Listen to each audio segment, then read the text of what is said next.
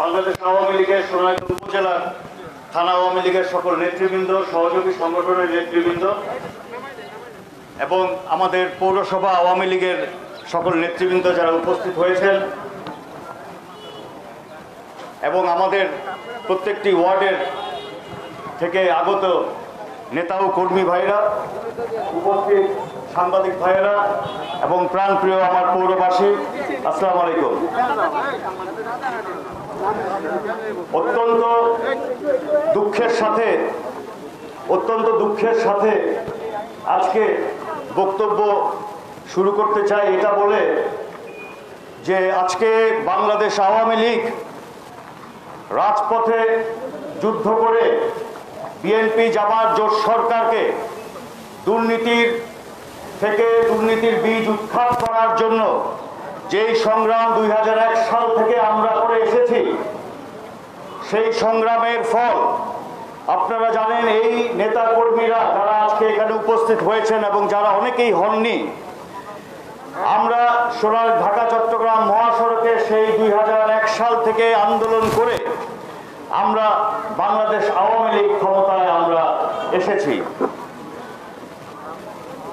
এবং আজকে তৃতীয় মেয়াদের জন্য আমাদের 16 কোটি মানুষের প্রাণপ্রিয় নেত্রী, গরিব দুঃখী মানুষের নেত্রী, জননেত্রী শেখ হাসিনা আজকে শুধু বাংলাদেশের নেত্রী নয়, সারা বিশ্বের দরবারে একজন উন্নয়ন রূপরেখা নেত্রী হিসেবে সারা বিশ্ববাসী যাকে চিনেন, তিনি হলো আমাদের প্রাণপ্রিয় নেত্রী, জননেত্রী শেখ হাসিনা। ভারাক্রান্ত এই জন্য দল ক্ষমতায়, অথচ আজকে আমরা আমাদের আওয়ামী লীগ আজকে ক্ষমতায় থাকার সময় আমাদের প্রতিবাদ সভা এবং মানববন্ধন করতে হয়। এটা আমাদের নেতা ও কর্মীদের জন্য কতটুকু কষ্টের এটা আমি বুঝি।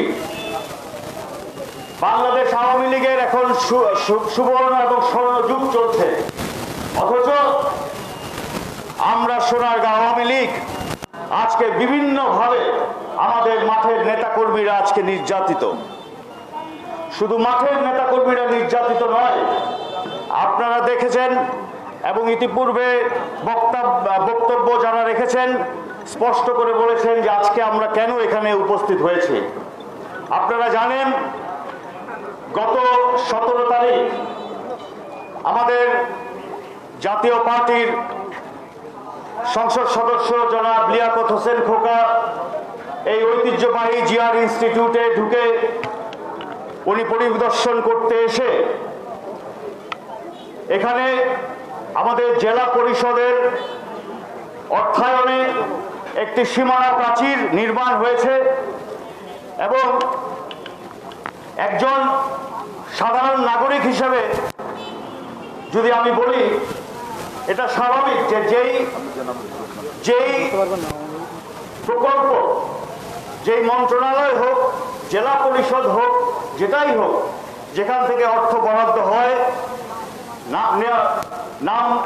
নাম ফলকের মধ্যে সেই ব্যক্তির নাম থাকে অথবা প্রতিষ্ঠানের নাম থাকে, এটাই স্বাভাবিক। তো জাতীয় পার্টির সংসদ সদস্য এটি ভুলে গিয়েছেন যে এই ফান্ড বাংলাদেশ আওয়ামী লীগ এবং জননেত্রী শেখ হাসিনা দিয়েছেন জেলা পরিষদের মাধ্যমে উন্নয়নের খাতে ব্যবহার করার জন্য, শিক্ষা খাতকে উন্নয়ন করার জন্য। আজকে ওনার নাম সেখানে ছিল না বিধায় আমাদের বাংলাদেশ আওয়ামী লীগের একজন প্রবীণ নেতা, নারায়ণগঞ্জ জেলা মহানগর আওয়ামী লীগের সভাপতি এবং জেলা পরিষদের সম্মানিত চেয়ারম্যান জনাব আনোয়ার হোসেনের নেম প্লেট সেখানে উনি হুকুম দিয়ে সেটাকে ভাঙার হুকুম দেন এবং পরবর্তীতে আমি শুনেছি উনি ভিতরে উপস্থিত ছিলেন, দাঁড়িয়ে ছিলেন। ওনার উপস্থিতিতে ওনার সন্ত্রাসী বাহিনীরা সেই নাম ফলক ভেঙে তারা উল্লাস করেছে, আনন্দ করেছে। এই কথাটি শুনে আমি তাৎক্ষণিকভাবে পৌরসভার আওয়ামী লীগের নেতৃবৃন্দদের সাথে আলাপ করে আজকে এখানে একটি প্রতিবাদ সভার আজকে অনুষ্ঠান আয়োজন করি। আপনারা জানেন যে এই সময়টা ছিল সকাল 10টায়, আসতে কিছুটা বিলম্ব হয়েছে রাস্তার যানজটের কারণে। কিন্তু দেখেছেন আমাদের আওয়ামী লীগের নেতাকর্মীরা সকাল থেকে এই প্রতিবাদ জানানোর জন্য তারা যেখানে দাঁড়িয়ে আছে তারা সেখানেই উপস্থিত আছে। এটা হলো আওয়ামী লীগের নেতাকর্মী। যেই নেতাকর্মীর মধ্যে আদর্শ, যেই নেতাকর্মী বঙ্গবন্ধুর আদর্শ লালন করে, তারাই দীর্ঘ সংগ্রাম করে যাকে 2008 সালে আমাকে নির্বাচিত করেছেন এবং তারাই আজকে এই প্রতিবাদের মধ্যে এখানে উপস্থিত হয়েছেন। আপনারা জানেন যে কয়েকদিন আগে যুবলীগের প্রতিষ্ঠা বার্ষিকী অনুষ্ঠিত হয়েছিল এই বালুর মাঠে। সেই জনসভায়ও বিভিন্নভাবে বর্তমান সংসদ সদস্য বিভিন্ন জায়গায় হুমকি দিয়েছে এই জনসভায় যাতে লোক আসতে না পারে। তবে যতই হুমকি দেওয়া হয়েছে, যতই বাধা দেওয়া হয়েছে, এই জনসভা কেউ বন্ধ করতে পারেনি। বরঞ্চ যেই পরিমাণ লোক আসার কথা ছিল তার চেয়ে বেশি লোক হয়েছে। আমি শুধু একটি কথা বলতে চাই, জাতীয় পার্টির সংসদ সদস্য হয়েছেন আমরা আওয়ামী লীগ সোনারগাঁ থেকে জননেত্রী শেখ হাসিনা সিদ্ধান্তকে মূল্যায়ন করেছি বিধায় আপনি সংসদ সদস্য হয়েছেন। আপনার উচিত প্রত্যেকটি কর্মসূচির মধ্যে, প্রত্যেকটি জায়গায় আওয়ামী লীগের প্রতিটি নেতা ও কর্মীদের সাথে পরামর্শ করে আপনার প্রত্যেকটি কর্মসূচি বাস্তবায়ন করা। আপনি কি করছেন? যেই নেত্রী আপনাকে সংসদ সদস্য বানিয়েছে, যে আওয়ামী লীগের নেতা কর্মীরা কষ্টে বুকের মধ্যে ধারণ করে আপনাকে সংসদ সদস্য বানানোর জন্য প্রধানমন্ত্রীর সিদ্ধান্ত বাস্তবায়ন করেছে, তাদেরকে আপনি নির্যাতন করে বিএনপির নেতা ও কর্মীদের জোর করে জাতীয় পার্টিতে যোগদান করে আপনি মনে করছেন যে আপনার দল জাতীয় পার্টি সোনারগাঁয়ে শক্তিশালী হয়ে গিয়েছে। এই নেতাকর্মী নিয়েই কিন্তু এই জনগণের ভোটের মাধ্যমে কিন্তু 2008 সালে আমি নির্বাচিত হয়েছিলাম এবং নৌকা প্রতীককে বিজয় করেছিলেন। সামনে পৌরসভা নির্বাচন একটি খুব মূল্যবান কথা বলেছেন আমাদের মোগরাপাড়া ইউনিয়ন পরিষদের নির্বাচিত চেয়ারম্যান জনাব আরিফ মাসুদ বাবু। যদি আপনি বলেন ক্ষমতার স্বাদ যদি আপনি মহাজোটের সংসদ সদস্য হয়ে প্রত্যেকটি পদে পদে আপনি নেন, তাহলে যেখানে নৌকা প্রতীক দিয়েছে, যেখানে নৌকা প্রতীক দিবে আগামী সংসদ নির্বাচনে, আপনি আপনার সহধর্মিককে সেখানে মেয়র প্রার্থী বানানোর জন্য আপনি নানান পায়তারা করছেন। এবং আমি মনে করি এই ঘটনা জিয়ার ইনস্টিটিউশনে যে ঘটনাটি ঘটেছে, এটা আপনি পৌরবাসীকে একটা আপনার যে ত্রাস সেটা বুঝানোর জন্য আপনি এই ঘটনাটি ঘটিয়েছেন এবং আপনার আগাম বার্তা যে আপনি বেপরোয়া হয়ে যাবেন নির্বাচনে, সেই ধরনের একটি আগাম বার্তা আপনি দিতে চাচ্ছেন।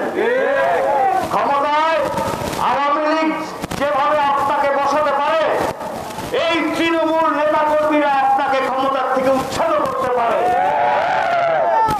আপনি মনে রাখবেন, এই তৃণমূল নেতাকর্মী হলো আওয়ামী লীগের শক্তি। এই তৃণমূল নেতাকর্মীরা এখন সকলে আমরা আওয়ামী লীগ ঐক্যবদ্ধ আছি। মাঝখান থেকে খালি বিরোধের অন্তর্কুণ্ডলের গান গেয়ে আপনি আপনার লক্ষ্যে কোনো সময় পৌঁছাতে পারবেন না। আওয়ামী লীগ এত দুর্বল কোনো দল নয়। আমাদের ভিশন থাকতে পারে বিভিন্ন ধরনের বিভিন্ন রোডম্যাপে, কিন্তু আমাদের মিশন একটাই, শক্তিশালী করা। জননেত্রী শেখ হাসিনার উন্নয়নকে বাধাগ্রস্ত করতে যে আসবে, জননেত্রী শেখ হাসিনার একজন আনোয়ার ভাই তো অনেক সিনিয়র নেতা, যদি মাঠের এক নেতা কর্মীও যদি নির্যাতন বা কোনো কিছু বলা হয়, আর কিন্তু কেউ বসে থাকবে না। আপনার সময় আর 3 বছর আছে, এখনো ভালো ভালো যেখানে আপনি বিনা ভোটে আমাদের মাননীয় প্রধানমন্ত্রীর নির্দেশে এই আসনটি ছেড়ে দিয়েছিলাম, সেই সম্মানে, নেত্রীর সম্মানে আমি আবারও আপনাকে সতর্ক করে দেই, জননেত্রী শেখ হাসিনার কোন উন্নয়নের মধ্যে যদি আপনার বাধা আসে, সেটা তাৎক্ষণিক এই নেতাকর্মীরা দিবে। এবং এখন থেকে আগামী পৌরসভা নির্বাচনে, আমি অগ্রিম কথা যদিও এটা বলা এখন উচিত ঠিক না, তারপরে বলি, আগামী পৌরসভা নির্বাচনে আমাদের পৌরবাসী ভোট দিয়ে যোগ্য প্রার্থী বাছাই করবে। সেই বাছাইয়ের মাধ্যমে নির্ধারিত হবে পৌরসভার মেয়র। সেই মেয়রের কার্যালয়ে